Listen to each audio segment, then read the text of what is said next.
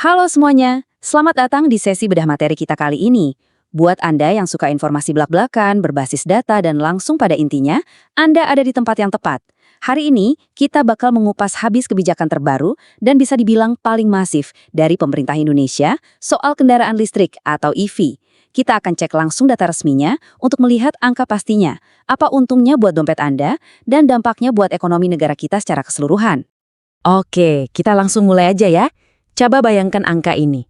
100.000. Ini bukan cuma angan-angan atau target jangka panjang di atas kertas loh. Ini adalah kuota awal kendaraan yang benar-benar ditargetkan pemerintah untuk dikasih suntikan subsidi langsung yang gede banget. 100.000 unit sebagai langkah awal buat mengubah total wajah transportasi di Indonesia. Nah, untuk sesi ini kita punya 5 poin utama. Kita akan bahas subsidi EV yang masif, siapa saja yang terlibat, lini masa program, tujuan kebijakan, dan terakhir, ketahanan ekonomi kita. Masuk ke poin pertama kita, subsidi EV yang masif. Apa sih yang sebenarnya bakal didapatkan oleh konsumen? Fakta yang sangat menarik dari data resmi adalah pemerintah membagi rata kuotanya dengan sangat adil. 100.000 unit untuk mobil listrik dan 100.000 unit lagi untuk motor listrik. Tapi, ini nih bagian yang paling krusial. Kalau kuota 100.000 ini ludes karena antusiasme publik yang meledak, pemerintah nggak bakal stop programnya. Mereka secara blak-blakan berjanji akan terus menambah kuotanya. Nggak main-main kan? Terus, yang pasti pada penasaran, berapa sih nominal subsidinya? Nah, khusus buat motor listrik, subsidi yang disiapkan itu mencapai 5 juta rupiah per unit. Ini bukan sekedar diskon basa-basi, ini beneran insentif finansial yang nyata dan gede banget buat siapa aja yang lagi mikir-mikir buat ganti motor bensinnya ke motor listrik. Dan kalau Anda basi lagu, apa pemerintah beneran serius? Kutipan dari perwakilan pemerintah, Bapak Purbaya Yudasadewa ini memperjelas semuanya.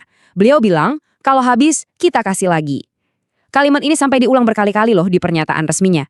Ini nunjukin kalau pemerintah benar-benar mau ngegas dan mendorong transisi pasar ini secepat mungkin. Lanjut ke poin kedua. Siapa saja yang terlibat? Kementerian mana saja yang ada di belakang kemudi program raksasa ini? Program segede ini jelas nggak bisa jalan sendirian. Kementerian Keuangan maju sebagai pemegang dompet, menyetujui anggaran, dan mengawal inisiatif ini. Terus, urusan merancang skema detailnya itu digodok langsung oleh Kementerian Perindustrian, dibantu sama Kementerian Koordinator Bidang Perekonomian.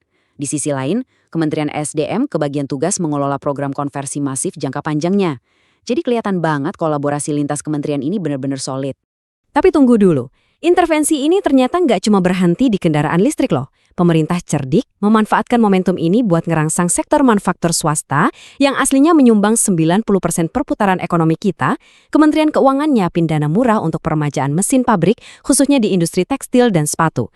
Jadi ibaratnya ini strategi sekali dayung 2-3 pulau terlampaui buat ngehidupin sektor swasta secara paralel. Masuk ke poin ketiga, kapan program ini dimulai?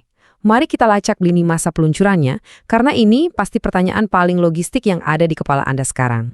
Berdasarkan rencana, program ini udah mulai di-roll out pada awal Juni. Kenapa Juni? Ini strategi pintar, biar pertumbuhan ekonomi di kuartal ketiga dan keempat tahun ini bisa langsung tancap gas. Nanti, menjelang bulan Oktober, bakal ada pengecekan awal buat ngelihat seberapa cepat kuota 100.000 pertama ini terserap masyarakat.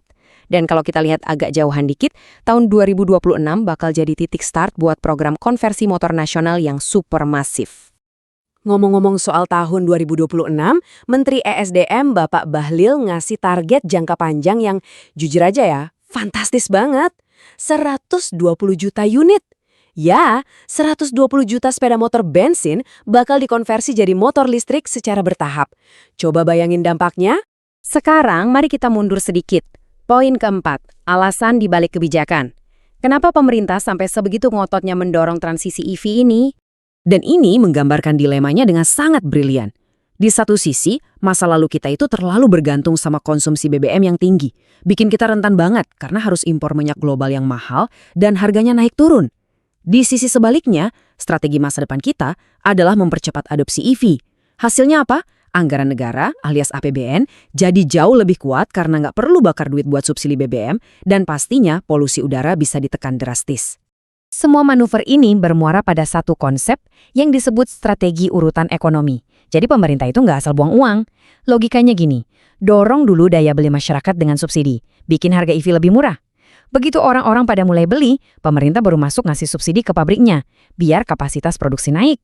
Ini memastikan penawaran dan permintaan di dalam ekonomi kita itu nyala dan jalan berbarengan. Poin kelima, dan ini krusial. Ketahanan ekonomi Indonesia yang terbukti. Mari kita pisahkan rumor online dari data nyata di lapangan. Pasti banyak dari Anda yang belakangan ini sering lihat video FYP di TikTok yang bilang kita bakal kena krisis kayak tahun 97 atau 98. Kementerian Keuangan langsung merespons dengan tegas, itu prediksi yang salah total. Bukannya jatuh ke jurang resesi, reformasi ekonomi yang udah dijalankan justru bikin ekonomi kita terus naik dan berekspansi. Dan ini bukan cuma klaim sepihak pemerintah ya.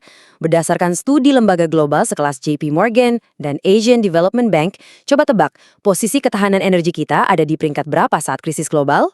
Kedua. Ya, peringkat kedua terkuat di dunia. Kita secara mengejutkan ada di atas negara raksasa macam Amerika Serikat, China, dan Australia. Keren banget kan? Bukti nyata lainnya, neraca perdagangan kita bulan lalu mencatat surplus sebesar 3,32 miliar dolar AS. Angka ini ibarat tamparan keras buat keraguan di luar sana. Ini bukti tak terbantahkan kalau barang-barang buatan Indonesia itu masih sangat diminati dan kompetitif di pasar global, yang artinya uang terus mengalir masuk ke negara kita. Terakhir, mari kita lihat benteng pertahanan APBN kita. Banyak yang panik soal harga minyak dunia gara-gara konflik global. Padahal, anggaran kita sudah mengantisipasi dan aman menahan guncangan harga minyak hingga $100 AS per barel. Pendapatan pajak juga lancar sesuai target. Dan yang paling penting, dana pemerintah dipastikan aman tersimpan di Bank Indonesia nggak kemana-mana. Secara matematis, pertahanan finansial kita itu sangat kokoh. Nah, kita udah lihat bareng data makroekonomi yang super solid, plus angka subsidi yang udah di depan mata.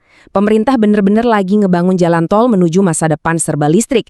Pertanyaannya sekarang, dengan subsidi 5 juta rupiah yang siap diambil dan fondasi ekonomi nasional yang kuat banget mendukung transisi ini, apakah ini saatnya Anda masukin motor bensin lama ke garasi dan akhirnya beralih ke EV?